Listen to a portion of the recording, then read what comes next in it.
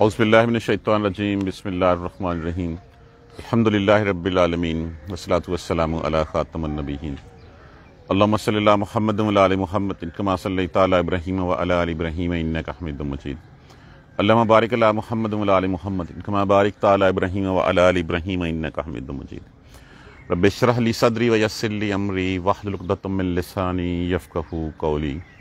پہلی بات تو یہی ہے وَجَزَاءُ سَیِّئَةٍ سَیِّئَةٌ مِثْلُهَا، اور بدلہ برائی کا، بدی کا اتنا ہی ہے جتنا کسی نے ظلم کیا۔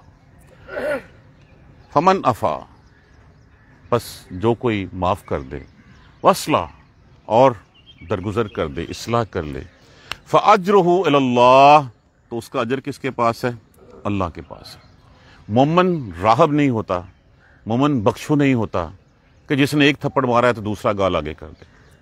مومن کسی کے اوپر زیادتی نہیں کرتا، لیکن جب آگے سے کوئی اس کے ساتھ ایسا معاملہ آ جائے تو پھر وہ منہ توڑ جواب دیتا ہے، پھر وہ لوہے کا چنا ثابت ہوتا ہے۔ جب 1000 آ کے جو ہے وہ حملہ کر دیں تو 313 ان کو جو ہے نا وہ پھر ان کو جو ہے بتا دیتے ہیں کہ 313 کیا ہیں۔ پہلے خود نہیں کرتے کچھ بھی، تو مومن یہ نہیں کرتا کہ ٹھیک ہے، مومن درگزر کرتا ہے، معاف کرتا ہے، لیکن جب اس کے اوپر تھونپ دیا جاتا ہے، کچھ ٹھونس دیا جاتا ہے، تو پھر اس جیسا جو ہے وہ کوئی نہیں ہوتا، وہ پھر سامنے کھڑا ہوتا ہے۔ اور پھر مومن تو وہ ہوتا ہے کہ جو کھڑا ہو کے جب اگلا مغلوب ہو جائے، اگلا جو ہے وہ نیچے لگ جائے، نیچے بیٹھ جائے، اس کے بعد اس کو کہتا جا تجھے معاف کیا۔ جیسے وہ کون سا بادشاہ تھا کہ جس وقت آپ صلی اللہ علیہ وسلم کے پاس وہ آیا تو آپ صلی اللہ علیہ وسلم نے فرمایا اچھا میری طرف دیکھ تو صحیح۔ انہوں نے کہا دیکھنا کیا، میں آ گیا ہوں، بس ٹھیک ہے، جو سزا دینی ہے دے دو۔ آپ نے کہا دیکھو تو صحیح میری طرف، ایک دفعہ نہیں دیکھا، دوسرے دن، تیسرے دن نہیں دیکھا، اور کہا جا معاف کیا۔ قید میں تھا وہ شہزادہ یا بادشاہ، جب اس کو معاف کیا، اس کو کہا اس کو آزاد کر دو، اس کو جانے دو، اس نے کہا میں دیکھوں تو صحیح کون سی ہستی ہے جس نے مجھے معاف کر دیا ہے۔ جب وہ دیکھا تو پھر چہرہ مبارک پہ نظر پڑی، اس کے بعد وہ اسلام قبول کر لیا اس نے۔ تو مومن تو وہ ہے جو جس کے پاس طاقت ہو، غلبہ پا لے، اس کو سزا دے سکتا ہو، لیکن وہ معاف کر دے، اور معاف کر دے کس کے لیے؟ اللہ کی رضا کے لیے۔ لیکن اگر وہ بدلہ لینا چاہتا ہے تو بدلہ اتنا ہی لے جتنا کہ اس نے اس کے اوپر ظلم ہوا ہے۔ اگر وہ اس سے حد سے آگے بڑھ جائے تو پھر وہ ظالم کہلائے گا۔ دیکھیے دو لوگوں میں اگر جو ہے وہ تو میمہ ہو رہی ہے تو اس میں سے جس نے شروع کیا اس کے اوپر الزام ہے، لیکن اگر دوسرے نے جواب اس سے بڑھ کے دیا ہے تو پھر الزام جو ہے اس پہ آ جائے گا۔ اِنَّهُ لَا يُحِبُّ الظَّالِمِينَ، بے شک اللہ ظالموں کو پسند نہیں کرتا۔ کون ظالم؟ جو حد سے بڑھ جاتے ہیں۔ کسی نے ایک ماری ہے تو اس پہ قابو پا کے اس کو 2 مارتے ہیں، وہ ظالم ہو جاتے ہیں۔ ایک دفعہ ایسے ہی حضور صلی اللہ علیہ وآلہ وسلم تشریف فرما تھے، حضرت ابوبکر صدیق رضی اللہ تعالیٰ عنہ اور ایک یہودی کے درمیان آپس میں کوئی تو میمہ ہو گئی، وہ گالیاں دینے لگ پڑا۔ صدیق اکبر رضی اللہ تعالیٰ عنہ پہلے چپ رہے، اس کے بعد آپ رضی اللہ تعالیٰ عنہ نے 2-3 باتوں کا جواب دیا، تو آپ صلی اللہ علیہ وسلم اٹھ کے وہاں سے چل دیے۔ تو پیچھے آئے، پوچھا یا رسول اللہ، جب تک وہ مجھے باتیں سناتا رہا آپ چپ کر کے دیکھ کے مسکراتے رہے، اور جب میں نے اس کو سنائی تو آپ مجھ سے خفا ہو کے اٹھ دیے۔ تو فرمایا کہ جب تک وہ سناتا رہا شیطان تیری طرف سے جواب دیتا رہا اس کو، لیکن جب تو جو ہے وہ جواب دینے لگ پڑا، فرشتہ تیری طرف سے جواب دیتا رہا، اور جب تو نے جواب دینا شروع کر دیا تو پھر شیطان آ گیا تیرے ساتھ، کیونکہ تم بھی بڑھ کے اس سے بد مقابل جو ہے وہ جواب دینے لگ پڑا، تو جہاں شیطان ہو وہاں پہ میرا کیا کام ہے، میں وہاں سے اٹھ جاتا ہوں۔ تو یہ شیطان کی راہ ہوتی ہے۔ تو جو ظالم ہوتا ہے، جو اس سے بڑھ جانے کی کوشش کرتا ہے، اس کا مطلب کہ وہ پھر ظلم کر رہا ہے۔ والا من انتصر، اور لیے اس کے جس نے انتصر، انتصار ان سے جس کا مطلب بدلہ لینا، اور جس نے بدلہ لیا بعد ظلم ہی، بعد اس کے کہ ظلم ہوا ان پہ، فاولئک، پس یہی وہ لوگ ہیں، ما علیہم، نہیں ہے ان پر، من سبیل، سبیل کا معنی ویسے کیا ہوتا ہے؟ راہ ہوتا ہے، راستہ ہوتا ہے، لیکن یہاں پہ اس کا معنی جو ہے وہ الزام نہیں ہے، الزام ہے کہ ان کے اوپر پھر کوئی الزام نہیں ہے۔ اگر کسی نے کسی کے ساتھ زیادتی کی اور اس نے اس کا اتنا ہی بدلہ لے لیا ہے، اس کو الزام نہیں دیا جا سکتا، کیونکہ الزام اس کے اوپر ہوگا جس نے پہلے اس کے ساتھ زیادتی کی ہے۔ ہاں، انما السبیل علی الذین، بات اصل میں یہ ہے کہ الزام تو ان لوگوں پہ ہے، یظلمون الناس، جو لوگوں پہ ظلم کرتے ہیں، جو حد سے بڑھ جاتے ہیں، وَيَبْغُونَ فِي الْأَرْضِ، اور سرکشی کرتے ہیں، فساد پھیلاتے ہیں زمین میں۔ فساد کب پھیلتا ہے؟ فساد تبھی پھیلتا ہے جب میں کسی کا حق کھاتا ہوں۔ فساد تبھی پھیلتا ہے جب کسی کو میں اس کا حق دینے سے انکار کر دیتا ہوں، جب میں کوئی کیا ہوا معاہدہ توڑ دیتا ہوں، جب میں امانت میں خیانت کرتا ہوں، جب میں ملاوٹ کرتا ہوں، جب میں جھوٹ بولتا ہوں۔ یہی فساد کی شکلیں ہیں۔ اور فساد کی شکل کیا ہے؟ اور یہ جھوٹ بولنا کیا ہے؟ دوسرے کو دھوکہ دینا۔ ملاوٹ کرنا کیا ہے؟ دوسرے کو دھوکہ دینا۔ امانت میں خیانت کیا ہے؟ عہد توڑ دینا۔ یہی ساری فساد کی جڑیں ہیں جس سے زمانے میں فساد پھیلتا ہے۔ اور فساد میں اگر کسی نے ایک کیا اس کے اوپر دو کر دینا تو یہی سب سے بڑا ظلم ہے۔ وَيَبْغُونَ، اور وہ زیادتی، بغی ان سے، اور وہ زیادتی کرتے ہیں، سرکشی کرتے ہیں زمین میں بغیر الحق کے، نہ حق۔ اولئک لہم عذاب علیم، ان کے لیے دردناک عذاب ہے۔ یہی وہ لوگ ہیں جن کے لیے دردناک عذاب ہے۔ اب جتنا کسی نے ایک تھپڑ مارا تو ایک تھپڑ سے ایک تھپڑ جواب کا ایک تھپڑ میں دے دیا، لیکن پتہ ہے کہ میں نہیں ماروں گا اس کو۔ جب وہ قابو میں آ گیا تو اس کو معاف کر دیا۔ اس کے بارے میں فرمایا جا رہا ہے وَلَمَن، اور اس کے لیے جو صبر، جس نے صبر کیا، وغفر، اور معاف کر دیا اس نے، ان ذالک، بے شک یہ ہے، لمن، البتہ وہ، عزم الامور۔ عزم کیا ہوتا ہے؟ ارادہ۔ امور کو ہوتا ہے، امر کی جمع ہے۔ یہ بڑے صبر کی ایک بات ہے، یہ بڑے حوصلے کا کام ہے۔ یہ صرف حوصلے والا ہی کر سکتا ہے اور صبر کرنے والا ہی کر سکتا ہے کہ جب قابو آ جائے اور قابو آنے کے پانے کے بعد اس کو معاف کر دے۔ یہ ان ذالک لمن عزم الامور، اور البتہ یہ بڑے ہی عزم کا کام ہے، یہ حوصلے کا کام ہے کہ کوئی زیادتی کر دے اور زیادتی کرنے کے بعد یہ نہیں کہ نہیں بدلہ لے سکتے، نہیں بدلہ لے سکتے تو پھر تو بےچارے رہ گئے نا کہ یہ مسکین ہے کہ بدلہ لے ہی نہیں سکتے۔ لوگ ظلم کرتے چلے جاتے ہیں، وہ اللہ کی رضا کی خاطر کہ ٹھیک ہے وہ کچھ کر نہیں سکتے، لوگ صبر کرتے ہیں اور معاملہ اللہ پہ چھوڑ دیتے ہیں۔ یہ ایک ڈیفرنٹ سینیریو ہے۔ یہ وہ سینیریو ہے کہ جس وقت ایک بندہ قابو آ گیا اور قابو آنے کے بعد پھر جو ہے وہ اس کو معاف کر دیا۔ جیسے میں نے آپ کو مثال دی تھی کہ اس یہودیہ عورت جس نے جو ہے وہ آپ کے کھانے میں زہر ملایا تھا، آپ صلی اللہ علیہ وسلم نے معاف کر دیا۔ لبید بن عاصم جس نے آپ کے اوپر جادو کیا تھا، بلایا اور اس نے اقرار کر لیا، آپ بادشاہ تھے اس وقت مدینے کے، آپ نے اس کو معاف کر دیا، آپ نے بدلہ نہیں لیا۔ تو کتنی مثالیں ہیں۔ جس نے تلوار سونپ کے جو اٹھا کے کہا تھا کہ اچھا کون بچائے گا، آپ نے کہا تھا اللہ، اور پھر آپ کے صحاب بھی آ گئے، تلوار بھی اس سے گر گئی، صحاب نے اس کو پکڑ بھی لیا لیکن آپ نے اس کو معاف کر دیا۔ تو یہ کہا گیا کہ یہ بڑے حوصلے کی اور بڑے عزم کی بات ہے۔ وَمَن يُضْلِلْ، اور جس کو بے راہ کر دے اللہ، فَمَا لَهُ مِن وَلِيٍّ مِّن بَعْدِهِ، تو کوئی دوست نہیں ہے اس کے بعد اس کا، جس کو بے راہ کر دے اللہ۔ اب بے راہ اللہ کیسے کرتا ہے؟ بے راہ صرف وہ شخص ہوتا ہے جو دلیل کے ساتھ بات آئی ہوئی کو ماننے سے انکار کر دیتا ہے۔ دلیل کے ساتھ کیا؟ کہ اللہ سبحانہ تعالیٰ نے قرآن میں اور پھر ایک ایسا شخص نبی بھیجا جس کو وہ جانتے تھے بچپن سے، جس کے بارے میں جس کی امانت پہ، جس کی دیانت پہ، جس کی سچائی پہ کوئی شک نہیں تھا۔ ایسی دلیلیں دیں اور وہ دلیلیں اصحاب کرام نے اپنی زندگی میں وہ کام ہوتے ہوئے دیکھے۔ وہ فارس اور وہ روم جو ہے وہ فتح ہوتے ہوئے دیکھے۔ آدھی سے زیادہ دنیا کے اوپر مسلمانوں کا جھنڈا جو ہے وہ سجتے ہوئے دیکھا۔ اور وہی مکہ والے جنہوں نے آپ صلی اللہ علیہ وآلہ وسلم کا جینا دوبر کر کے ہجرت پہ مجبور کیا تھا، وہی آپ کے سامنے جھکتے ہوئے دیکھے آپ نے۔ تو جس کو اللہ بے راہ کر دے، اگر تو وہ دلیل سے بات مان لے۔ دلیل کیا؟ جیسے میں ابھی بتا رہا تھا، دلیل یہ ہے کہ یہ سورج مشرق سے نکلتا اور اس کو اللہ نکالتا ہے۔ اس کا جواب ہے، اگر تمہارے پاس جواب نہیں ہے تو پھر نکال کے دکھاؤ اس کو مغرب میں سے۔ نہیں نکال سکتے؟ ہاں اللہ نکال کے دکھائے گا، لیکن جس دن اللہ نکالے گا اس کو مغرب سے، اس دن پھر تمہارے پاس کوئی راستہ نہیں بچے گا۔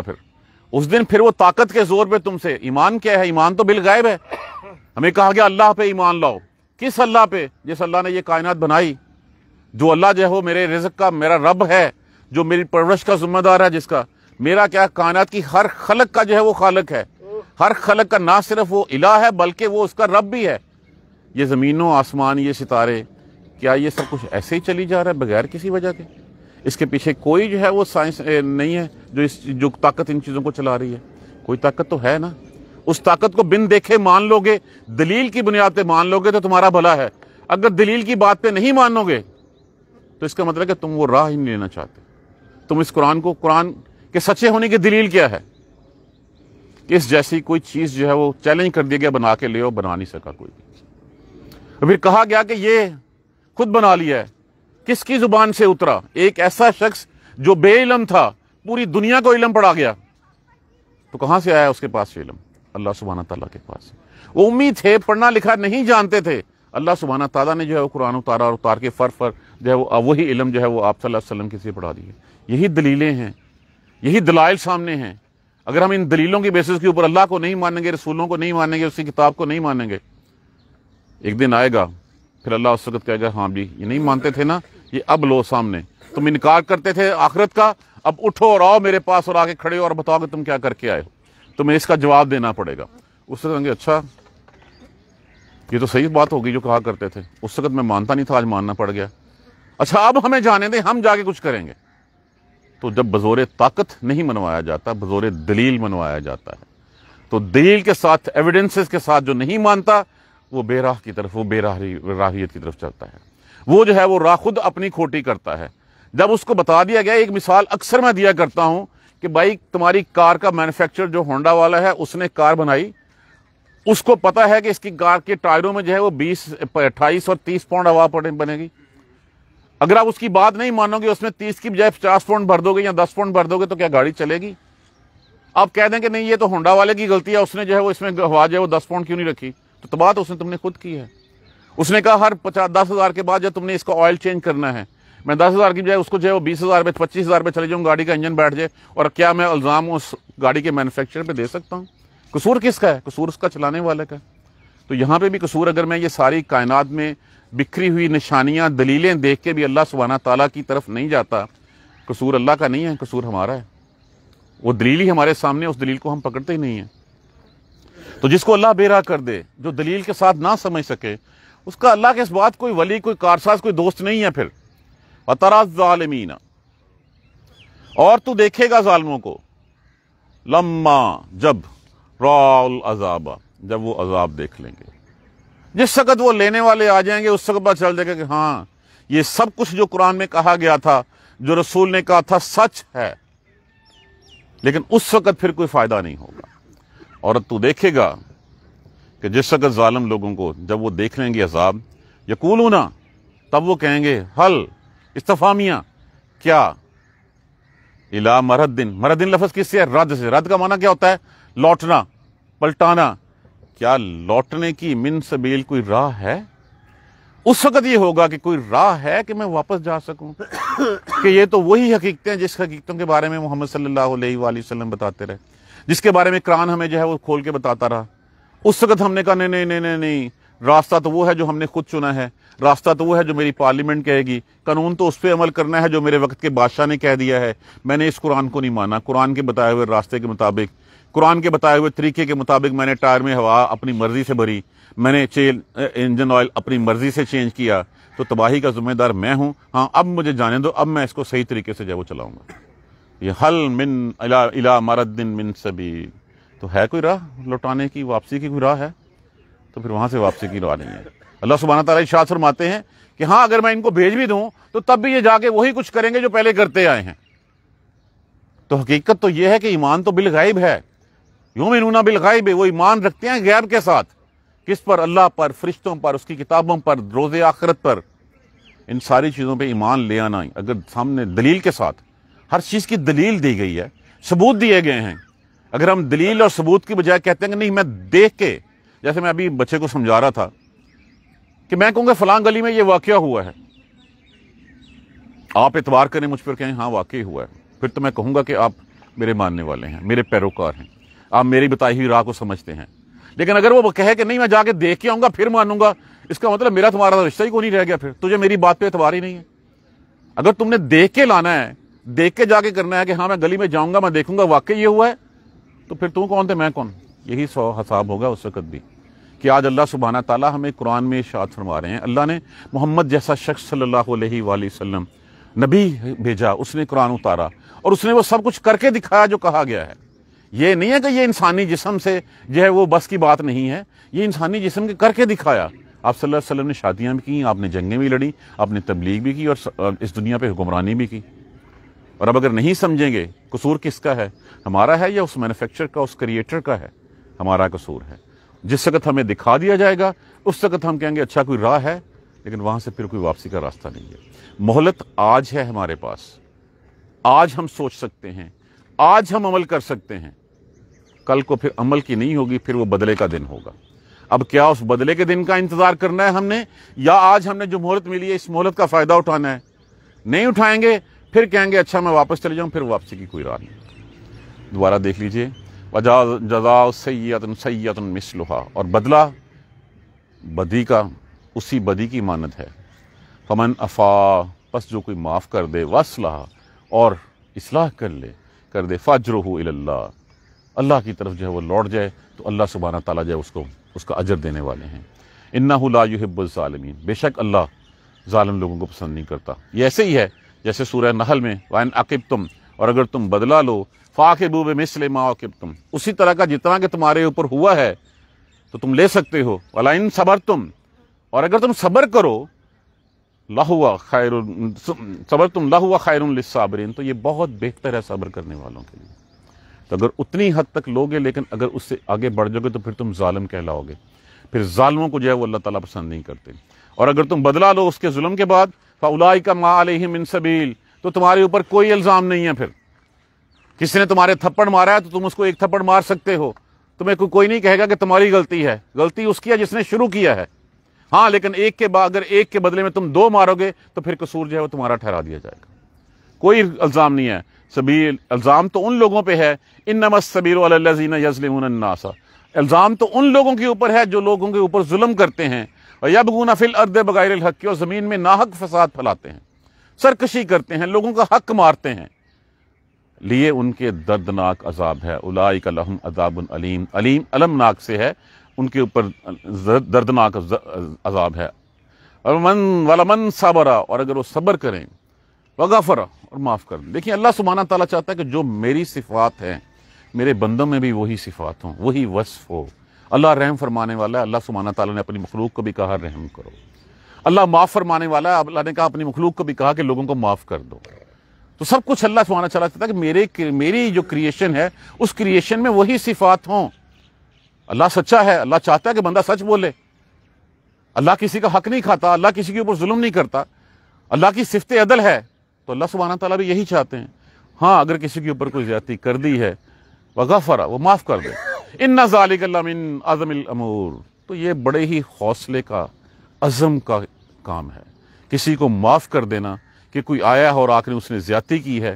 ایک تو معافی یہ ہوتی ہے کہ میں کچھ کر نہیں سکتا اور میں کہوں اچھا ٹھیک ہے بھی کوئی بات نہیں میں چھوڑ دوں، اب یہ تو میری مجبوری ہے کہ میں اس کے اگینسٹ، کسی بڑے کے اگینسٹ کوئی فیصلہ نہیں کر سکتا، میں اس کے منہ پہ تھپڑ کے دعا میں تھپڑ نہیں مار سکتا کہ وہ بہت بڑا طاقتور ہے، نہیں، اگر میں اس کے اوپر غلبہ پالوں اور غلبہ پا کے میں قدرت رکھوں کہ اس کو اس کے کیے کی جو ہے وہ بدلہ دے سکتا ہوں اور تب معاف کر دوں میں، یہ ہے بڑے حوصلے اور بڑے عزم کا کام، یہ ہے پیشنس کا کام، اپنے نفس کو مارنے کا کام کہ ہاں ٹھیک ہے کوئی بات نہیں میں نے۔ اب دیکھیے جو تو معاف کرنے والا ہوتا ہے نا اس کا دروازہ بڑا وسیع ہوتا ہے، اور جو بدلے والا ہے اس کی راہ بڑی تنگ ہوتی ہے۔ جس نے معاف کیا اس نے جا کے آرام سے سکون کی نیند سو گیا، یار میں اللہ کی رضا کے لیے معاف کر دیا۔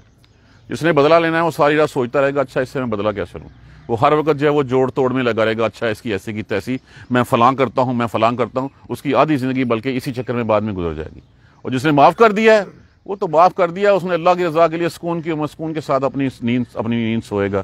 تو جو معافی کی راہ ہے وہ بڑی وسعت والی ہے، وہ دروازہ بہت کھلا ہے، جبکہ جو بدلے کی راہ ہے وہ بڑی تنگ راہ ہے، پھر بندہ اسی میں جو ہے وہ اپنی، پھر کیا ہوتا ہے جب آپ بدلے کا سوچتے ہیں تو پھر آپ اپنی اصل کام جو ہے وہ بھول جاتے ہیں، پھر جو ہے وہ ہم اصل راہ سے ہٹ جاتے ہیں، اس راہ کو پکڑ لیتے ہیں جس راہ پہ چل کے جو ہے وہ آگے جہنم کا دروازہ کھلا ہوتا ہے۔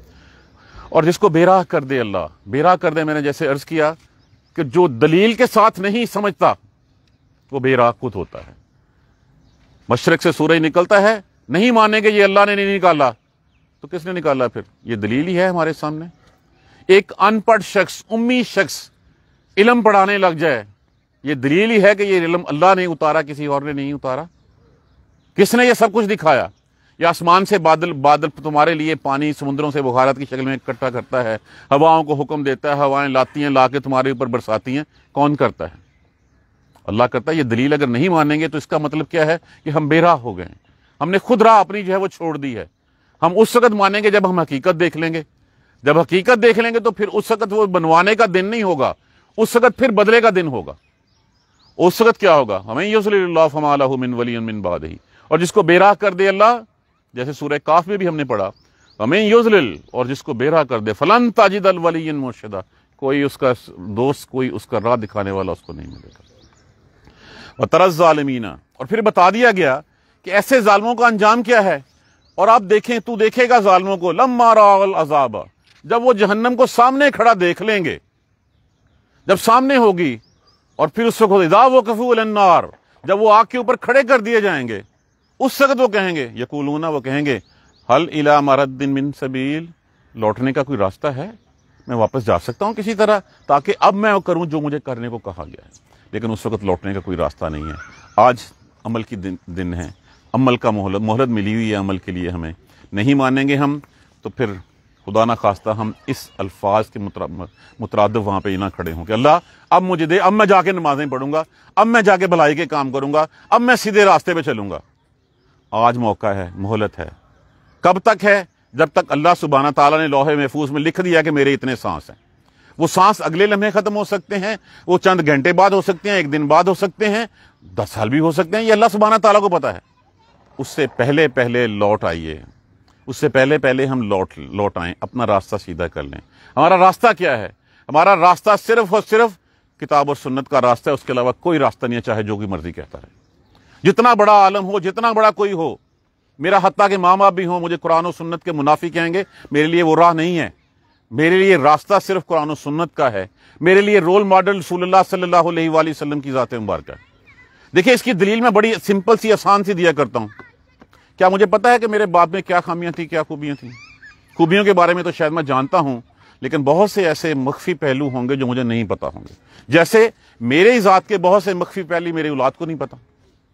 لیکن یہ بات رسول اللہ صلی اللہ علیہ وسلم کے بارے میں ہم کہہ سکتے ہیں کہ خلوت میں کیسے تھے، جلوت میں کیسے تھے، کتنے بال سفید تھے، چلتے کیسے تھے، بولتے کیسے تھے، مسکراتے کیسے تھے۔